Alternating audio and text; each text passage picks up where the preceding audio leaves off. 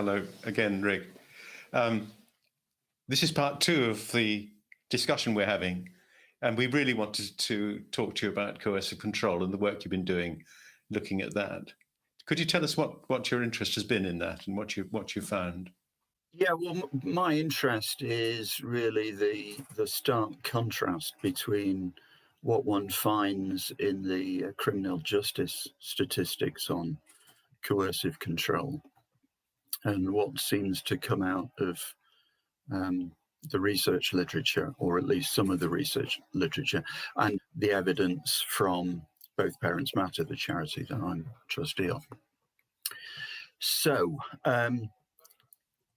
the place to start, I suppose, is, I think it was 2015, when coercive control, or properly, let's get the full title of this offence right, coercive and controlling behaviour in an intimate or family relationship. That became a criminal offence by being incorporated into the Serious Crime Act 2015, Section 76, in 2015. I think it was the beginning of January that year. It's quite noteworthy that that's the case, because most domestic abuse is not specifically a criminal offence, I think I'm right in saying. They just, domestic abuse offences tend to be instances of other more general offences that are already in the statute book, but the coercive control is a specific offence. The issue for me is no one really knows exactly what it is, and it covers a huge spectrum of behaviours.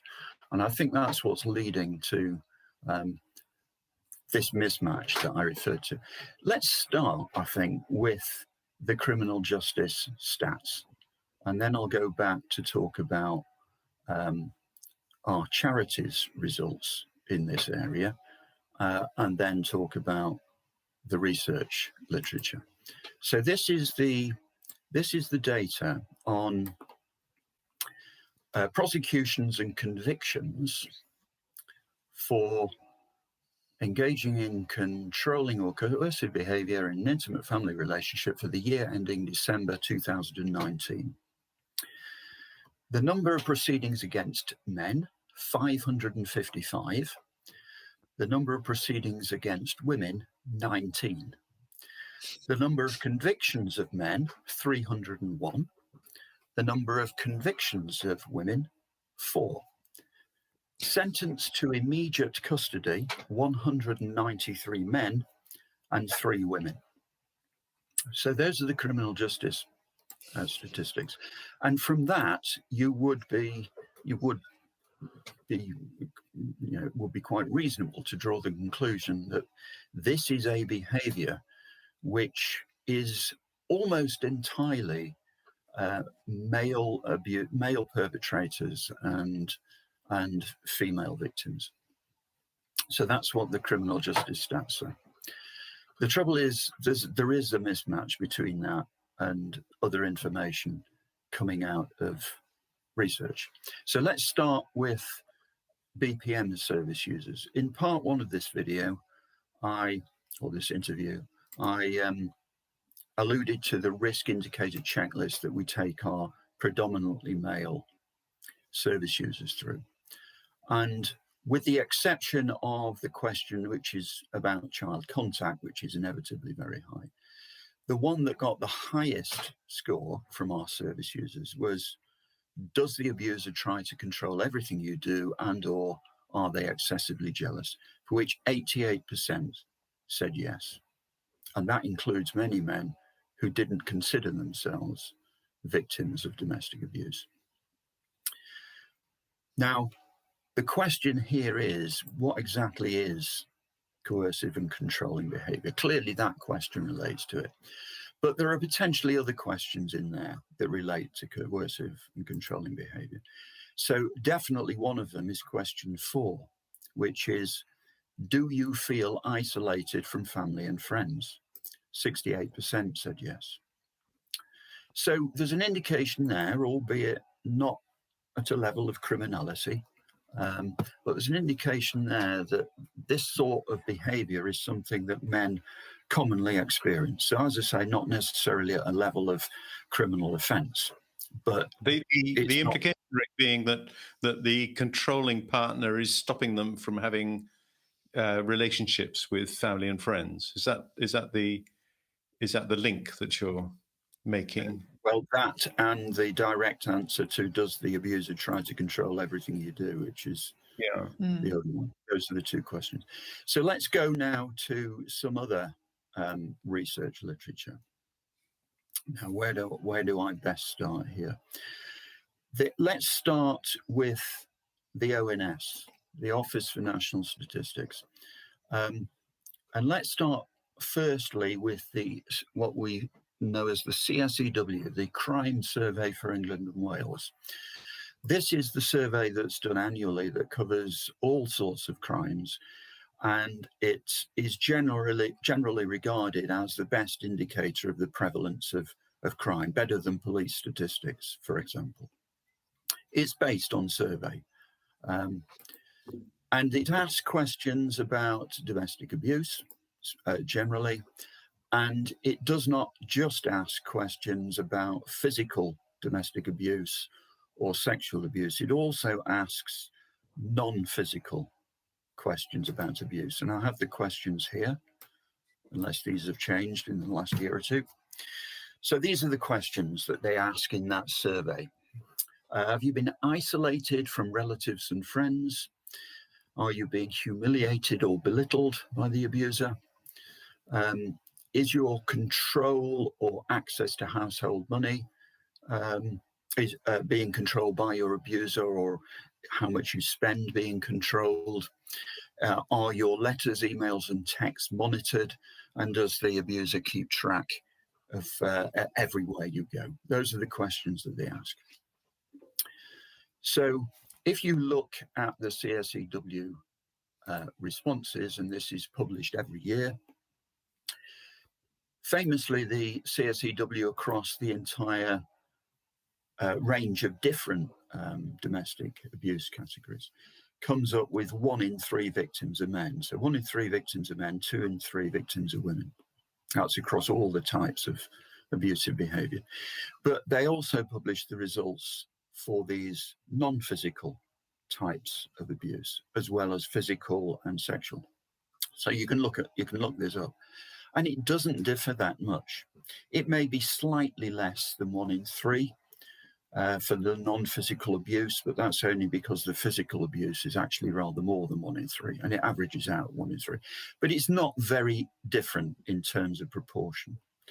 So the implication of that, to me, is that the CSEW, the Crime Survey for England and Wales, is indicating a high prevalence of those non-physical abusive behaviours. However, the question arises as to whether those questions correctly measure coercive control, because those questions were devised many years before coercive and controlling behaviour became a crime.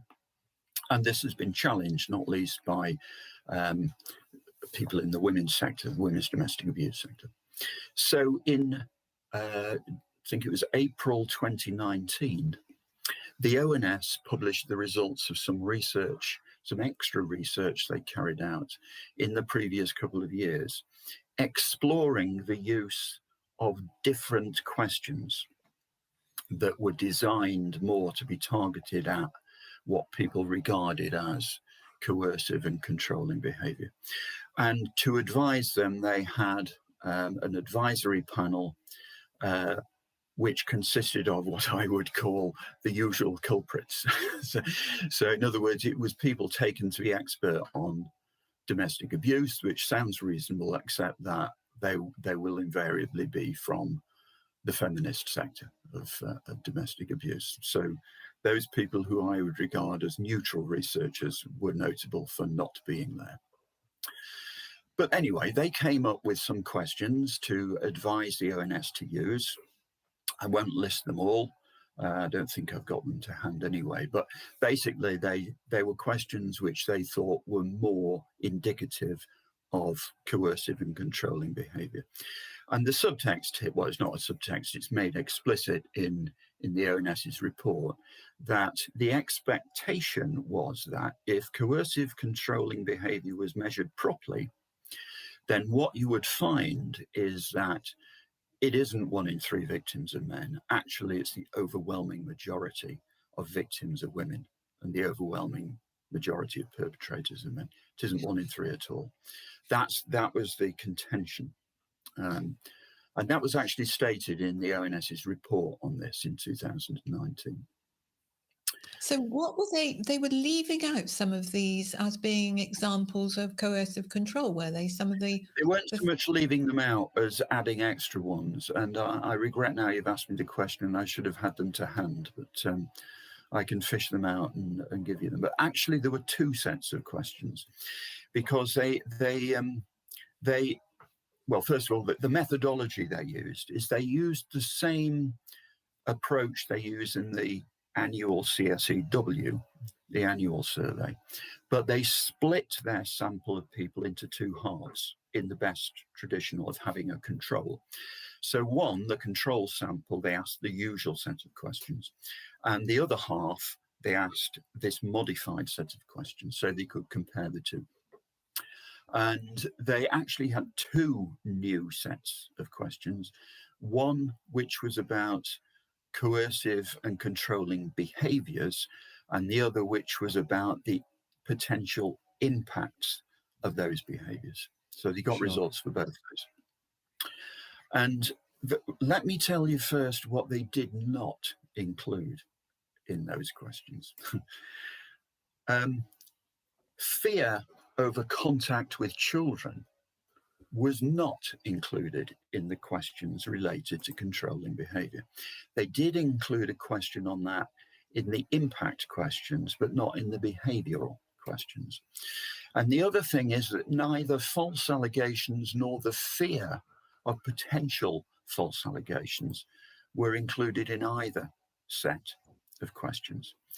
So that's noteworthy, because they are, of course, the 2 areas where you might expect there to be more men reporting in those categories, but they were not included. Despite that, let me give you the punchline in terms of the results. Despite that, the results were, quote, well, no, this isn't a quote, this is my summary. This is my summary of what is in the data tables that were reported by the ONS. And remember, they were comparing the old set of questions, which was for non-physical abuse, with the trial set of questions, which were targeted by experts at coercive and controlling behaviour. And just tell us who's asking the questions of which groups of people. Is this with the Women's Aid Charity, for example, asking women, or is it other charities or other organisations? Sorry, I should have said this is using the same methodology as this CSEW, which is a cross-section of the general public. It's roughly half and half, men and women. I have no doubts that's chosen in, the ONS is full of statisticians, and I've no doubt it's chosen in a statistically good way, which is representative of the population at large. So it is a valid cross-section of the public chosen at random. Yeah. And roughly equal men and women. But the results were the trial controlling and coercive behaviour questions indicated significantly lower prevalence than the existing non-physical abuse questions, which I don't think is what they were expecting. I don't think it's what the advisory panel was expecting. But even worse, the sex difference in partner victimization prevalence rates was found to be substantially reduced by the trial controlling and coercive behaviour measure compared with the normal set of questions. And now remember, the expectation is the sex difference would be far bigger when they asked genuine coercive controlling behaviour, and in fact they found the opposite. And this is without the question about, are you fearful of false allegations or losing contact with your children. That's without those questions. Yeah. How much? Sorry, but how much do we know about the impact of these efforts?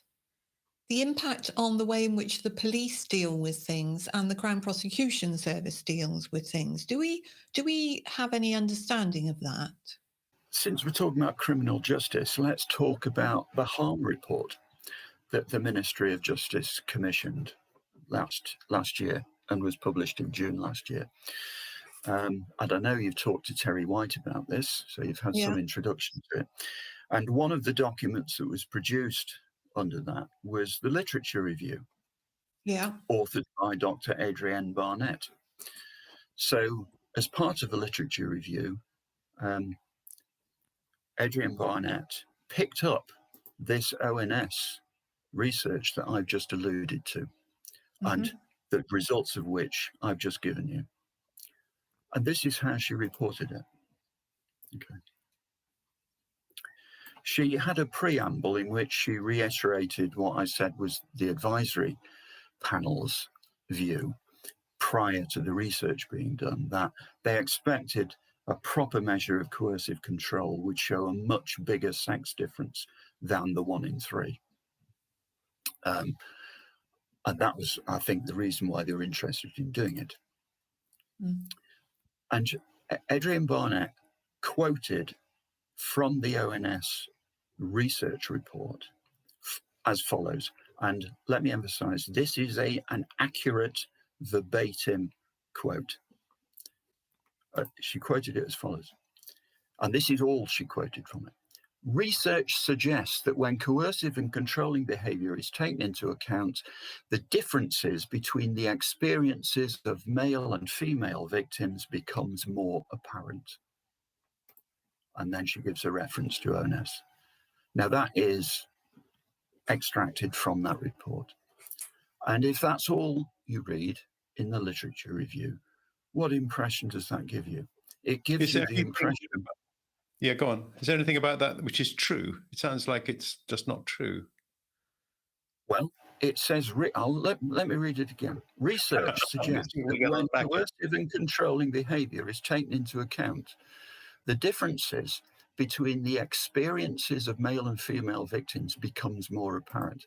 In other words, they're saying that when you measure coercive controlling behavior properly, you'll get a much bigger difference than the 1 in 3, and it will be overwhelmingly female victims. That's what apparently is asserted. And this is the only thing she quotes from that ONS research, thereby clearly giving the reader of that literature review the impression that the ONS research supported that contention. Yeah. And as you know, because I've given you the results of the research, it didn't.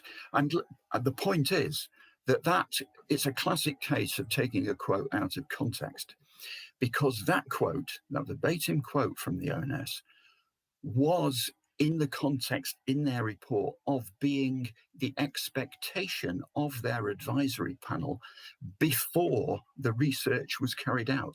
Later in the report, it says this: some of the groups suggested that the sex difference would be larger for controlling or coercive behavior than for non-physical abuse. Our findings are not consistent with this expectation.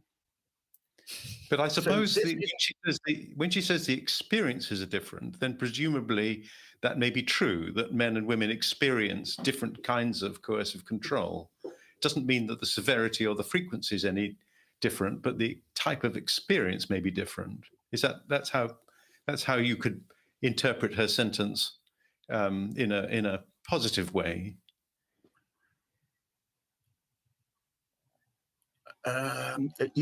Yeah, maybe that's true, but I would humbly submit that if that's the only quote you use from that ONS report, you are giving the reader entirely the opposite impression.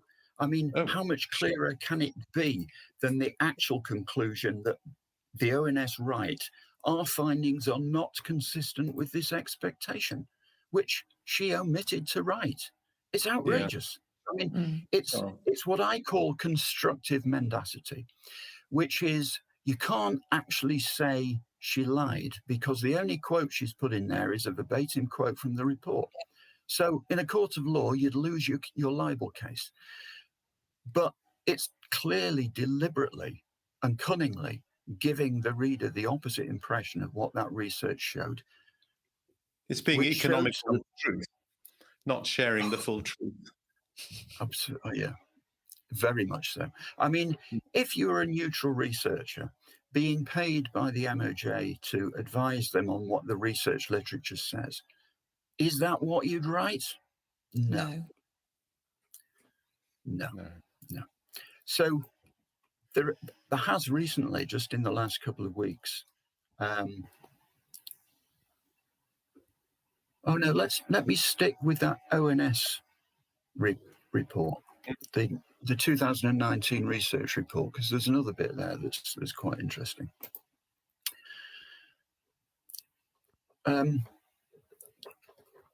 In relation to, you'll recall that in terms of impact, they did include the question, fear that you would lose contact with the children. Didn't include it in the behavioural questions, but they did include it in the impact question. And of course, as you would expect, more men than women reported positively on that they did fear that. It was, in fact, the only impact category in which more men than women suffered. And this is what the ONS write, clearly under the influence of their own advisory panel. There was concern amongst some members of the Domestic Abuse Statistics Steering Group that this impact was likely to elicit a relatively high response amongst men, which may not truly reflect controlling or coercive behaviour, but rather a relatively common outcome in dissolved relationships. As such, at this early stage of the research, we took the decision not to include this impact in the definition of a victim. Now, that's just mind-blowing to me. What they're saying is this is a question in which more men indicate victimization. So we'll rule it out of court as an indicator of coercive control. I mean, how much plainer does it have to be? The definition is being massaged in one direction. It's not in a neutral manner at all. Is there a good reason why any of this needs to be gendered? Why? I mean, I understand that if you want to campaign for something, it's easier to make it, to create a kind of ideological basis for your campaign. But if you're seeking the truth about what's happening to individuals, there's a powerful argument for saying it's not about separating people by gender. It's about separating people by their experience, the severity of it, the nature of it, the context of it. It doesn't need to be gendered, does it? This is an absurd way of trying to work out what the truth is. And that would be the ideal, but that's not what we've actually got here. And unfortunately, it's not the way things work out, even when generally speaking, the letter of the law is gender neutral. There are only a few laws, like laws about rape and so on, that might be explicitly gendered. Generally, the primary legislation is written in a gender neutral way, but unfortunately, it doesn't mean it gets interpreted in a gender neutral way. And I think we have an example of that in those prosecution and conviction statistics for coercive and controlling behaviour that I read out at the start. It's not really lobby groups and the family courts that are the primary problem for me. It's an endemic prejudice in society. I use the word prejudice there, and perhaps people won't like that word. It's that the old gendered mindset is still operative in all of us. And that means women need protection and men need controlling so that they don't harm women. And it all comes back to that. really. And men don't need protecting. They can look after themselves. So you have this skew in perception. And yes, there are lobby groups that are biased and will drive things in that direction out of their own ideological conviction. But their seed is falling on fertile ground, if I can put it that way, because we're all inclined to be that way. Yeah. So that's the issue. I mean, but I entirely agree with you. The gender neutral approach should be the way to go. You should be judged on what you have done, not what you are. That Well, we're is seeing a without. lot of examples where people are being judged on what they are, and it goes beyond the family court or, coercive control, because, well, I suppose it's part of coercive control, because we've also got the appalling history of exploitation of girls, children, Yes, in children. towns all around the UK by gangs of men who've controlled them, raped them, exploited them, and concerned that there have been ideological reasons or fears of ideological pushback, racist pushback, etc., that stop people from protecting these children. And there seems to be a widespread pattern of people choosing a kind of ideological position or a political position rather than approaching the problem on the basis of what are the needs of the individual and how to meet them best. Yes, and this would take its way beyond family courts, as you rightly say, and into the whole political arena of identity politics and critical race theory and wokeness and the whole caboodle. And I couldn't agree more that this is appalling. This is an appalling development. I mean, I unambiguously oppose it. As far as I'm concerned, it's a form of moral corruption. It's divisive at its core, and only bad can come of it. Rick, we can only. It's staggering to me that we've gone down that we're continuing to go down this route, and unfortunately, it's because it's something to do with the educational system, primary, secondary, and tertiary, that is driving it, I think. Well, wherever it's coming from, it's there, and I think that's probably a good note to finish on. Frankly, I don't think we can cap that.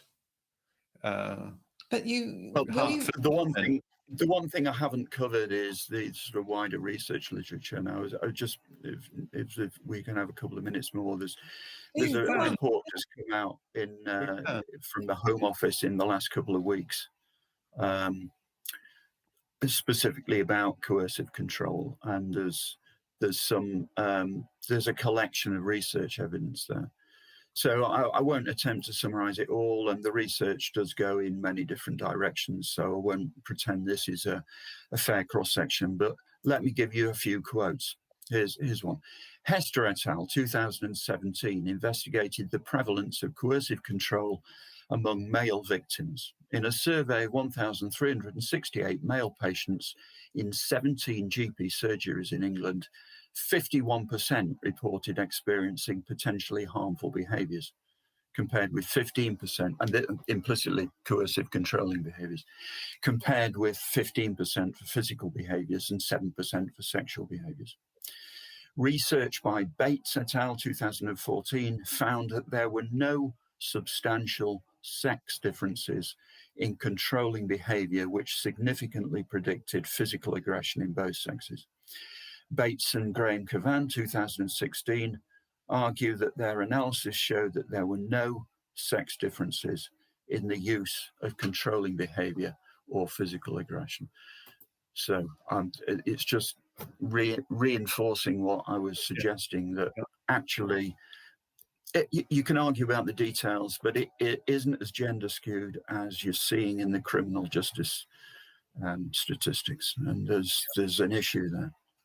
Yes, absolutely. I don't know if this is at all interesting, Rick, but when I did a video, and it's going back, I think, a couple of years, on coercive control, I went to the Crown Prosecution Service website, and the guidance that I gave on the video was that to look through those examples of coercive control, and those were the things that they would be looking at. And I don't recall it being gendered at all in that, which, you know, that's a relief, I think. I'm going to go back this evening probably and have another look. But isn't it interesting how, even though it isn't gendered, it's the people, isn't it? Obviously. But it's psychology. It's psychology that is driving this. There's no doubt that the letter of the law is gender neutral, but it's the way it's implemented, and it does go back to the old, you know, men are agentic, women are hypoagentic, and all that stuff. It plays out in the criminal courts in a big way. Well, we're looking forward to talking to Deborah Powney about the alliance between Women's Aid, Respect and Refuge, who operate apparently, and I'm sure she'll tell us, and we're looking forward to hearing her research on this. They operate as a cartel, largely controlling the debate about domestic abuse, and inserting their influence in all these reviews. But what they're doing is they're exploiting our natural tendency. It's easy for them to do it because they're exploiting our natural inclination. So they're going with the grain of human nature. Because Deborah Powney herself is a victim of truly egregious coercive controlling behavior.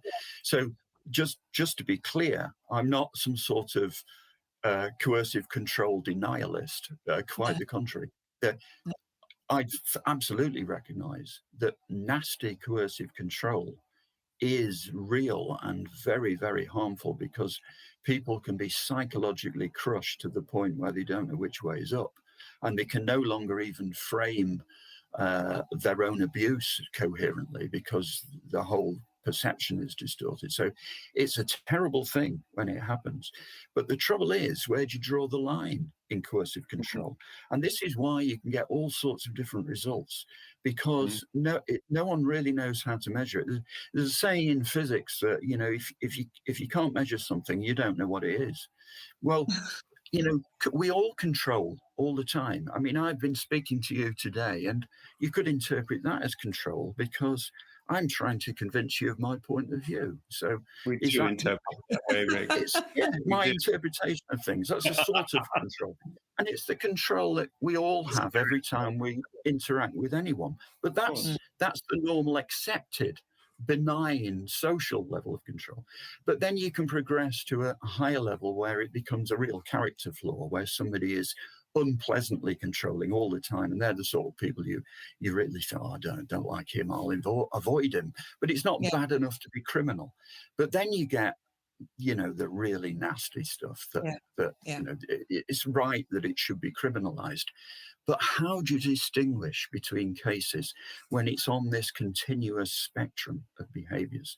And the danger is that, you know, you can drive the bar down to criminalize people who perhaps just have unpleasant personalities at one end, but then at the other end, based on sex, you know, other people may be getting away with things which are really nasty. It's a very difficult issue. Thank you, Rick. Thank you. Yes, I think we'll look forward to talking to you again about that would be good. All the other research and information you've got, because you've written books. Well, I didn't plug my book the first time, did I? So this is under my pen name of William Collins. This is The Empathy Gap. There we are. That's it. Tremendous. The Empathy Gap, William Collins. Yeah. And of course, I have a blog of the same, illustrated Empathy Gap, which is on empathygap.uk. Good. Okay. Thank you very much. Will you talk to us again, please? Yeah, by all means. Yeah, whatever you like. We can talk about quantum mechanics next time, if you like. Probably easier to understand. Thank you very much, Rick.